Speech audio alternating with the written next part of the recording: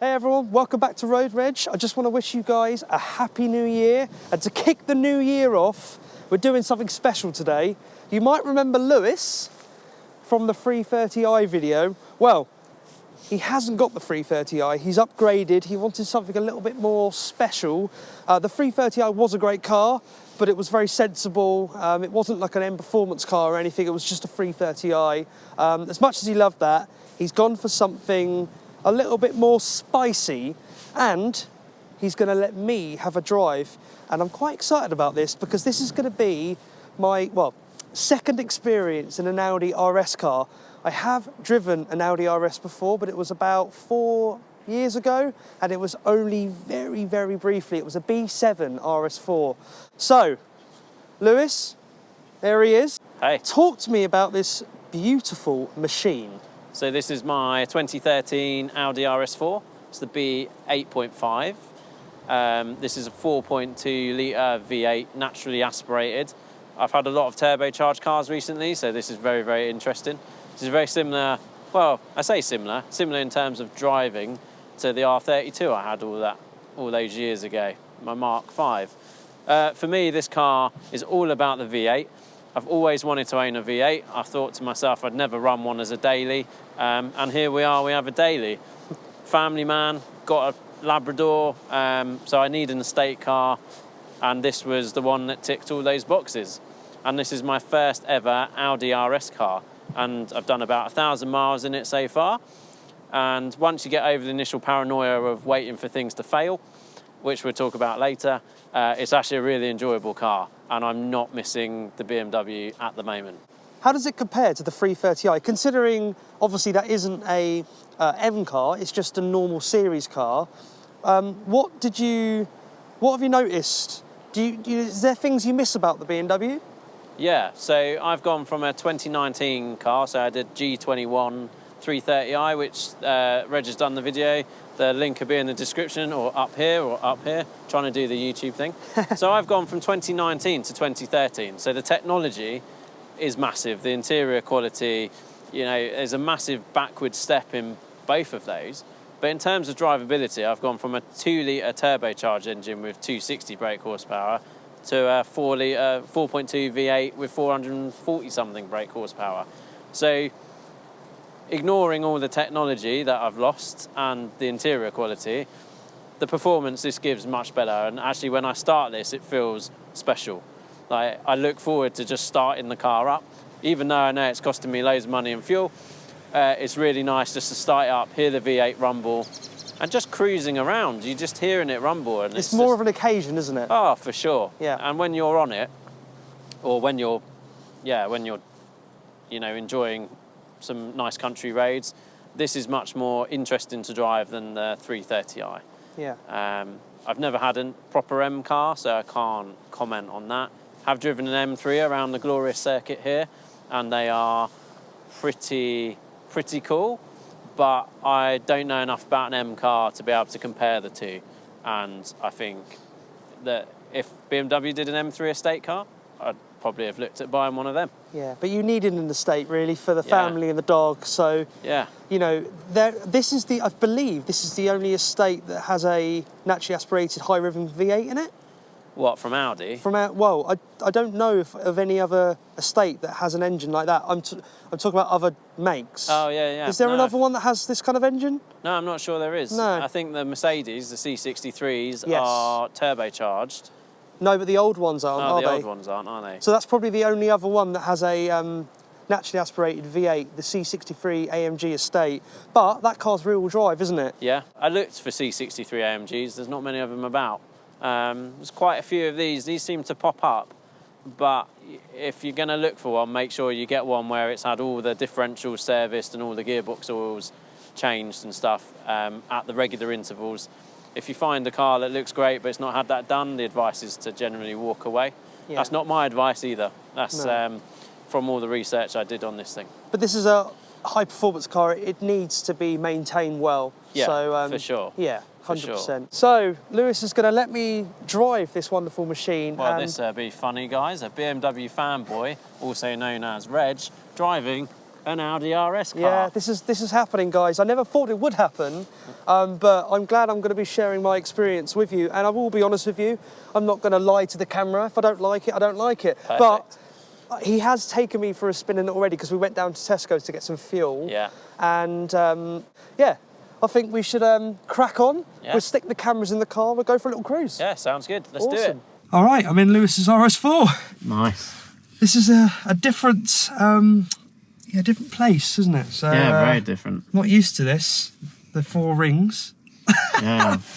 Yeah, let's convert you. Yeah. Let's convert Well, you. who knows what's going to happen in this video? I know. So you asked me about the differences.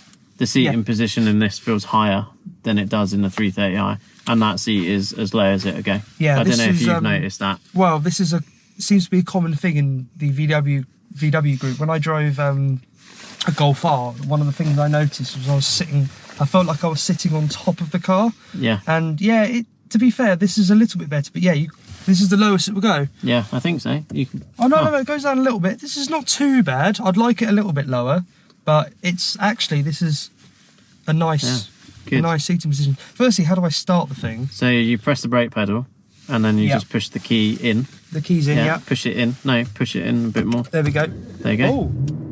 That's it. Okay. Yeah. I like the way the dials do their little dance. Yeah, I couldn't start the thing either. And the headlights at night will do the whole adaptive Xenon thing. Nice. Where they go up, down, outwards like that, and then adjust. Oh, wicked. Yeah. So obviously into drive, and then is it like the BMW, left for manual mode? Yeah.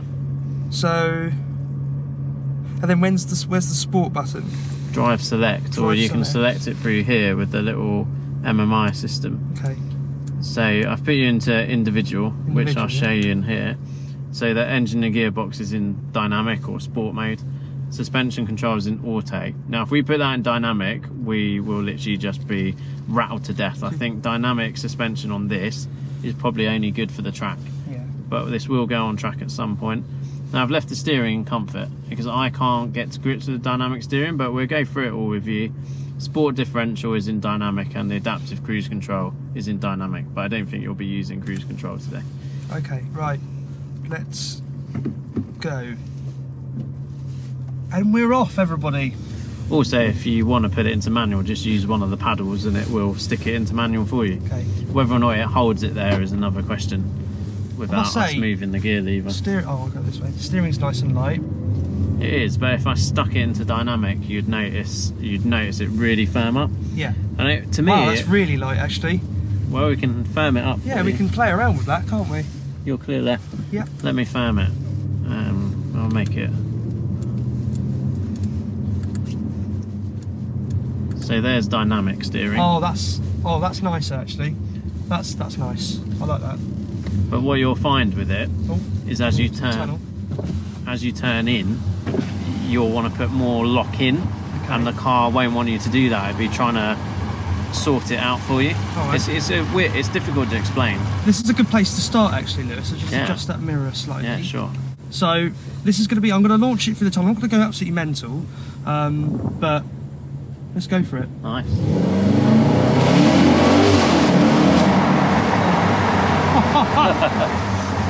Oh my word, do you know what? The gearbox is more responsive than I imagined, because obviously this is an S-tronic gearbox, right? Yeah. And what is it? How old is this car? 2013. Wow, dude. That engine, guys, that engine. Oh, we're steering, not used to that. It's quite a long rack. Yeah. Wow. I don't know if you guys can hear. Oh, yeah, you'll hear that on camera. I'm having a crisis. Just give me a moment. Yeah, sure. Oh, God, those downshifts. Do you know what? I would buy this car alone for the downshifts. Ready for it? Oh! It's good, isn't it? My word. You don't get that on the ZF8 because it's a little bit sloppy on the upshifts. Downshifts are great on the ZF, aren't they? But yeah.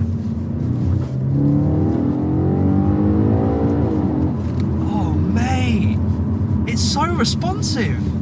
Yeah. The grip is fantastic. Yeah, I like this a lot. And honestly, guys, I haven't driven this before, have I? No, you haven't. This is you're getting my full reaction. Just having a little look around, see if we've got a little. You probably have, but I can't see the top of the hill. Yeah, we're on. Nice. Keep it nice and smooth. You're fine. That's all we need. I'm not sure why they braked as you They panic braked, didn't they? Yeah, I mean that's nice. It was nice and calm, so I don't know why he did that. Maybe he's just trying to make your overtake shorter. Oh, I hit limiter, sorry. That's alright. Do you know what? That's interesting because a lot of VW cars will change up automatically. They're not true manual. This is actually true manual, so that's nice. Yeah, it will hold the gear mate, for you. This engine is amazing. This engine is so responsive. It just wants to rev. So Reg just floored it, and the car didn't move at all, did it? It was very planted. Right. So I have to say, I'm getting the whole Audi thing now because it's very easy. Yeah. This is so easy to drive, fast. I'm not breaking a sweat. I don't have to. I'm not worried about grip. Like just back there in the 140, I could have done the same thing, but I would have had to be more mindful, a bit more. You know, it would have been moving around a little bit more.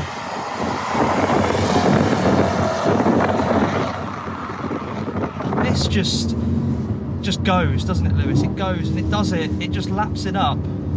It does. It's very safe in how it delivers what it's delivering. It's just too easy. This is easy. But then some people would find that quite boring. Well, I mean,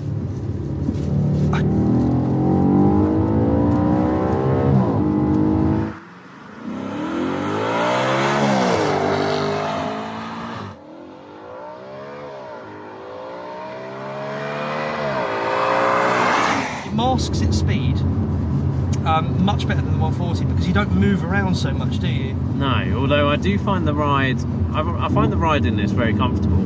Yeah. But you do know it's riding on 20-inch alloys.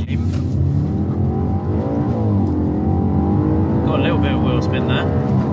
The engine is just unbelievable, guys. I'm honestly staggered by this. This engine is beautiful.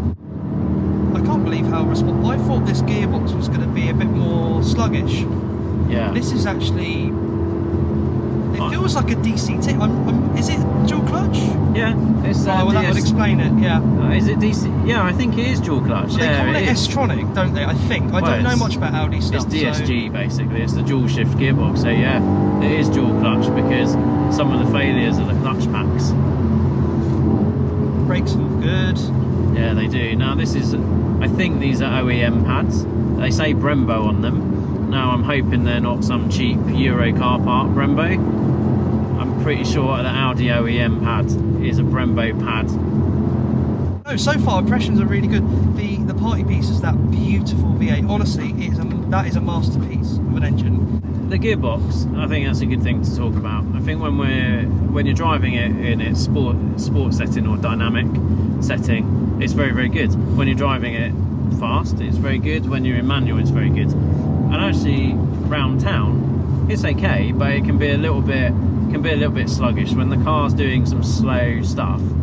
Like, I think it's because it's trying to be efficient. Yeah. Oh, well, efficiency and a V8 don't really go in the same sentence, but hey ho. It's trying to be efficient. Sometimes it will be a bit sluggish to change from gear 2 to gear 1 if you're coming to kind of a crawl. Because I think it wants to stay in gear 2 and then it sort of realises that actually, no, yeah, I kind of need to be in gear 1, and then it's just a little bit slow to change. To be fair to it though, I have noticed the ZF gearboxes do that every now and then in their comfort settings. Yeah. They do sort of think about it, or have to have a moment to think about it. Especially like when you're pulling away, you have to get on the accelerator a little bit early, I find. Yeah. I've also noticed in this, if you're in comfort mode, you're just poodling around, and then the gearbox is going from 3rd to 4th, then you're kind of not quite at half throttle, you're kind of teasing the car. Yeah. The gearbox sometimes thinks to itself, oh, I'm not sure what I want to do here. It might jump into 4th and then go back into 3rd. Yeah. And I think that's just because it can't quite match the throttle input to the speed. that I've got a car to do. For sure. But overall, as a package, I think this car works very well. Yeah. I would like an 8th gear, but I think that's more just to try and get more fuel economy. But you don't buy these cars for fuel economy. No, you don't. You can't. You just cry every time. When you're just driving at normal speed, again, this is just like a normal car, isn't it? Yeah. But then you do this. Oh yeah. But even here, it's not breaking a sweat. The grip is outstanding, and I do remember slightly when I drove the B7s, I had the same feeling. I was always talking about the grip. There's just no loss of traction, and obviously I am used to a real drive car, so Yeah. it's a completely different experience. It's cold outside as well, isn't it, Reg? Yeah. And it's greasy. What is it today? 10 degrees. So it's a bit, you know, it's warm enough for sports tyres to work. But I know when I drove your M140i when we did that modified video. Yeah, same road, same conditions. Yeah, and it was moving around a lot more. But there's something fun about that. And then I also think there's something fun about hustling one of these up this road without the car moving. I don't know. Everybody's different. I think four-wheel drive is obviously going to be safer on the roads. Rear-wheel drive is obviously more fun because this is so competent and so grippy. You don't. When I'm driving at the moment, I'm not feeling like I feel it's just very relaxed and very effortless. Yeah. It's not. I don't feel like I'm having to pilot this car like I pilot the 140. I don't know if that makes sense to you guys, but I don't know. It's just quite easy to drive, really, even fast. I feel like anyone could get in this car who has a vague bit of talent. Yeah. And just, you know, go flat out in it. Some people just want that safety, but they want to enjoy the speed, if that makes sense. Yeah. So everyone has a different need for a car, and this is a nice tight corner. Yeah, it is. Remember we took the 330 down here? Remember that? Yes, my one or your one? Your one. Yeah, we did, didn't we? Just so much grit, confidence inspiring. Good car. I mean, this is an 1800 kilo car, but sat here it didn't feel like it. I mean, what are your thoughts on it? What, their weight? Weight, Reg? Because you're coming from a... It does feel a little bit heavier than 140. It does feel a little bit heavier. It will do, and it's a state car. Well, exactly, but look at this. Yeah. But have you, I suppose, have you felt that the weight of this thing is hindering you driving it? No, because it's got the power, but I feel like it's got the right amount of power for the chassis. It's actually a perfect balance.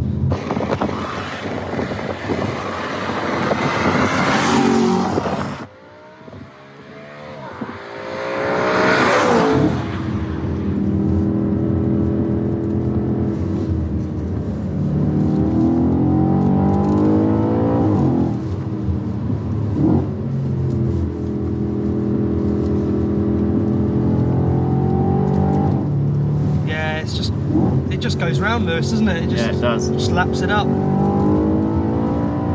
It's another cyclist there. Yeah, I see him. Cool. Right, I feel like I've explored this Audi very well, and I think we'll call it a day there, Lewis, to be honest with you, because I don't want to drink any more of your fuel. Cool. But would you swap your M140i for it? Do you know what? If I'm totally honest with you, after I've driven it, I don't know if I'd swap my 140 for it. Nice. Because the 140, I really enjoy driving that. I'm not talking about a stock 140 here. We're talking about a 140 that's had £6 grand's worth of upgrades, LSD, Bilsteins, and exhaust, etc., and the underbody brace. So if we were talking stock for stock, I'd rather have this car, 100%, Yeah. 100%. But the way I've made my car, I really like the way the chassis feels. I like the sound, but and again, guys, the 140 is a lot cheaper to run than this car. There's no denying that. This is an RS car. This is like Audi's of the time. It would have been their flagship. The 140 isn't a flagship car. 14 and a half. I've got it down to 14 and a half. Yeah. It's not every day you get to experience a car like this. No, it's fine. It's what. I will give it's you. what it does. I don't know. Don't worry about it. It's what happens. That's what I got when I went for a drive with Mark and John. Oh, okay, good. I don't feel so bad. Did that. It'll even out as well. We've only just filled it up, so it's going to even out. By the time we drive it back, it'll be sat around 18 to 20 again, I reckon. So coming back to the 140 versus this, these cars are not really comparable. They're totally different cars. But I love the way my 140 drives, especially with the different stuff. But I do prefer the way this looks. I think this is a more special place to be. I mean, I thought this was going to be really dated, but it doesn't feel that dated at all. No. Coming from the 140. Mine's an LCI2, remember, 140. It's a Shadow Edition, you know. So it is the later version, and this doesn't feel that different to that in terms of, you know, of its age. I think it's aged really well. Yeah, this is a special thing, and it should be, you know, it's gonna have a bit of a legacy behind it because it's got that beautiful naturally aspirated engine. It's just such a usable package. Yeah. And you've got all that space in the back. Yeah. For the family and the dogs. So I'm glad you enjoyed it.